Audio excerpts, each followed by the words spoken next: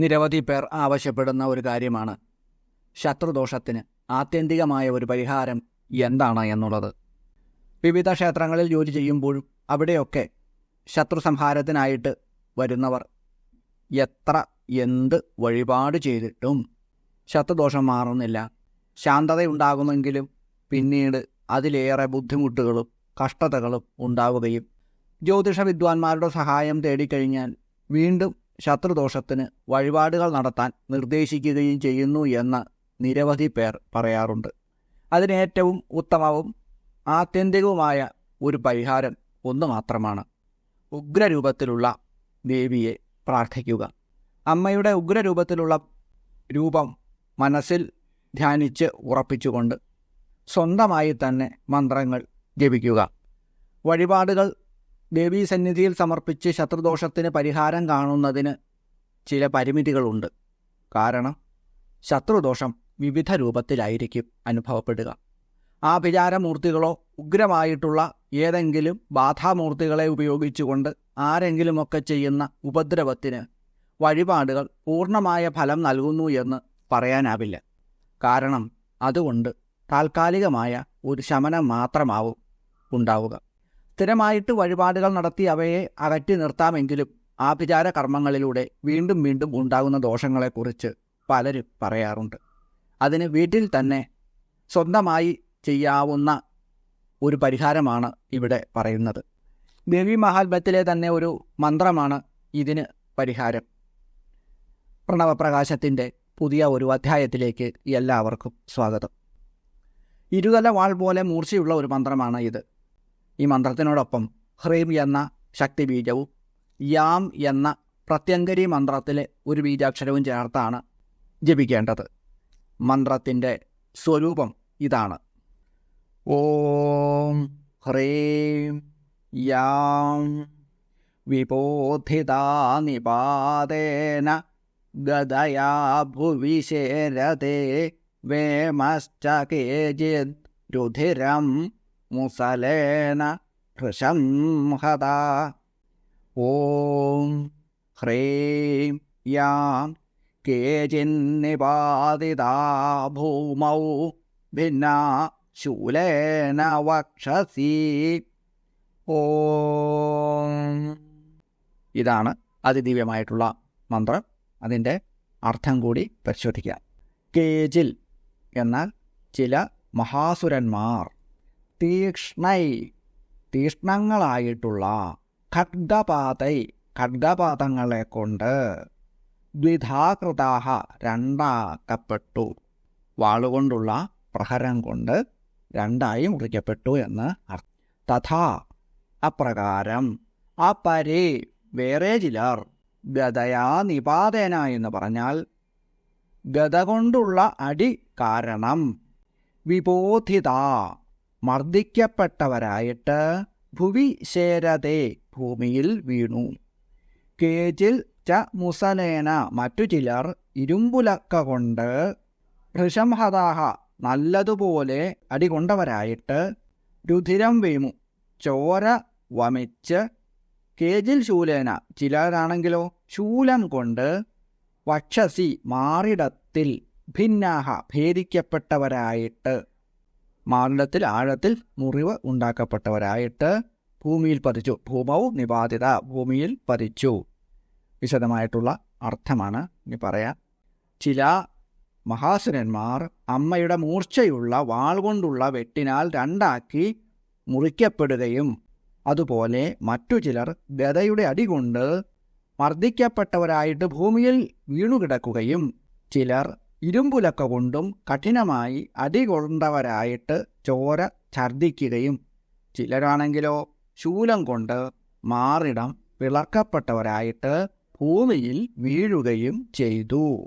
ദേവിയുടെ അതിതീക്ഷ്ണമായിട്ടുള്ള ഖഡ്ഗപാദങ്ങളെ കൊണ്ട് ചില അസുരന്മാർ രണ്ടായി മുറിക്കപ്പെട്ടു. അതുപോലെ മറ്റു ചില അസുരന്മാർ ദേവിയുടെ ഗദ കൊണ്ടുള്ള അടികൊണ്ട് മർദ്ദിക്കപ്പെട്ടവരായിട്ട് ഭൂമിയിൽ വീണു.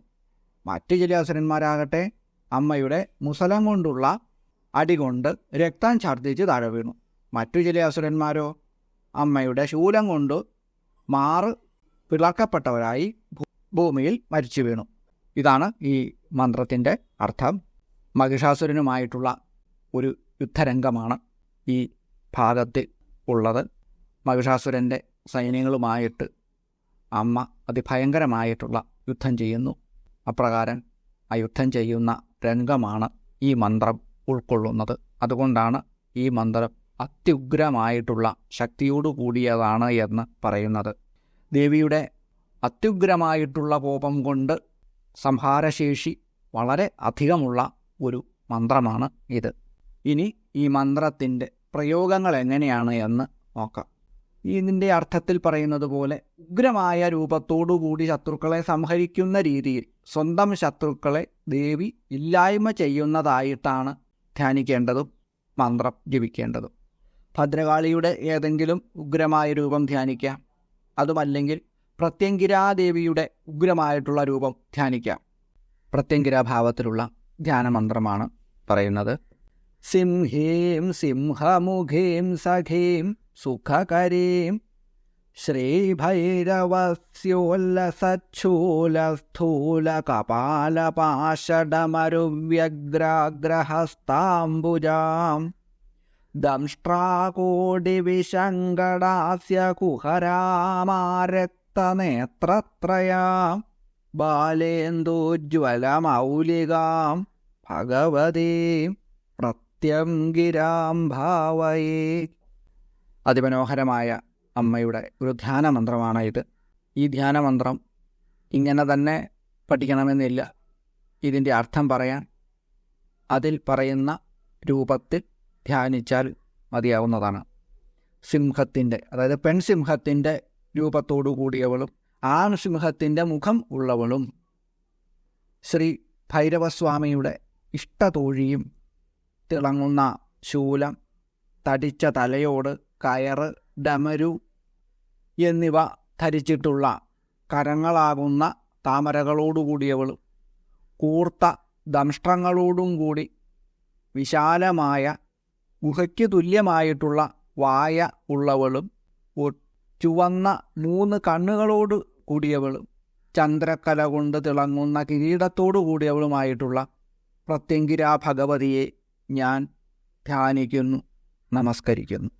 മദ്യവും മാംസവും ഉപയോഗിച്ചുകൊണ്ട് തമോ ഗുണപ്രധാനമായ രീതിയിൽ നിരവധി പ്രയോഗങ്ങൾ ഈ മന്ത്രം കൊണ്ട് ചെയ്യാറുണ്ട്. അതൊന്നും ഇതുവരെ ചെയ്തിട്ടില്ലാത്തതുകൊണ്ടും അതുകൊണ്ട് അതികഠിനമായിട്ടുള്ള പാർശ്വഫലങ്ങളും മറ്റും ഉണ്ടാകും എന്നുള്ളതുകൊണ്ടും അപ്രകാരമുള്ള പ്രയോഗങ്ങൾ ഒഴിവാക്കിക്കൊണ്ട് ഒരു സാധാരണ ഗൃഹസ്ഥർക്ക് ചെയ്യാൻ കഴിയുന്ന കാര്യങ്ങൾ മാത്രമാണ് ഇവിടെ വിശദീകരിക്കാൻ ഉദ്ദേശിക്കുന്നത്. വെള്ളിയാഴ്ചയോ ചൊവ്വാഴ്ചയോ കറുത്ത വാവ് ദിവസമോ ഈ മന്ത്രം 21 പ്രാവശ്യം ഉഗ്രരൂപത്തിലുള്ള ഭദ്രകാളി ഭാവത്തിലോ മുൻപ് പറഞ്ഞിട്ടുള്ള പ്രത്യങ്കരീ ഭാവത്തിലോ അമ്മയെ ധ്യാനിച്ചുകൊണ്ട് ജപിക്കുകയാണെങ്കിൽ ആ വീട്ടിൽ ശത്രുദോഷം ഒരിക്കലും ബാധിക്കില്ല. പ്രത്യങ്കരീ ഭാവത്തിലുള്ള ധ്യാനമന്ത്രവും ദേവീ മന്ത്രവും ചെമ്പ് തകിടിലെഴുതി 21 ദിവസം 21 പ്രാവശ്യം വീതം ജപിച്ച് പൂജാമുറിയിൽ വച്ചാൽ ആ വീട്ടിൽ ഒരിക്കലും ശത്രുദോഷവും ആഭിചാരദോഷവും ഉണ്ടാവുകയില്ല. ആഭിചാരപ്രയോഗം കൊണ്ട് ഏതെങ്കിലും ബാധകൾ അവിടെ ഉണ്ടായിട്ടുണ്ടെങ്കിൽ അവ ഒഴിഞ്ഞു പോവുകയും ചെയ്യും. ദുസ്വപ്നം കാണുന്നതിനും രാത്രിയിൽ ഞെട്ടി എഴുന്നേൽക്കുന്നതിനും ഈ മന്ത്രം നല്ല ഒരു മരുന്നാണ്. അല്പം ഭസ്മമെടുത്ത് അതിൽ വലതു കൈയിലെ മോതിരവിരൽ തൊട്ട് 21 പ്രാവശ്യം ഈ മന്ത്രം ജപിച്ച ശേഷം ആ ഭസ്മം നെറ്റിയിൽ ധരിച്ചുകൊണ്ട് ഉറങ്ങുക. തീർച്ചയായിട്ടും ഫലം കാണുന്നതാണ്. അതുപോലെ ഏതെങ്കിലും രീതിയിലുള്ള ആഭിചാരദോഷമോ മറ്റോ മൂലം വിഷമതകൾ ഉണ്ടെങ്കിൽ അവ മാറുന്നതിന് തുളസിയിലെയും കൂവളത്തിലെയും 1 നുള്ളു മഞ്ഞൾപ്പൊടിയും 3 ഔൺസ് വെള്ളത്തിൽ ചേർത്ത് ഈ മന്ത്രം 21 പ്രാവശ്യം ജപിച്ച് കുടിക്കുന്നത് അസ്വസ്ഥതകൾ അകറ്റുന്നതിന് ഉത്തമമാണ്. കൈവിഷത്തിനും ഇത് നല്ലതാണ്. കുട്ടികൾക്ക് ഉണ്ടാകുന്ന ബാലാരിഷ്ടതകൾക്ക് മഹിഷമർദ്ദിനി രൂപത്തിൽ ദേവിയെ ധ്യാനിച്ചുകൊണ്ട് ഈ മന്ത്രം ജപിച്ച് ചന്ദനം തൊടുവിക്കാം, ജലം ജപിച്ച് നൽകാം. തീർച്ചയായിട്ടും ഫലം കിട്ടും.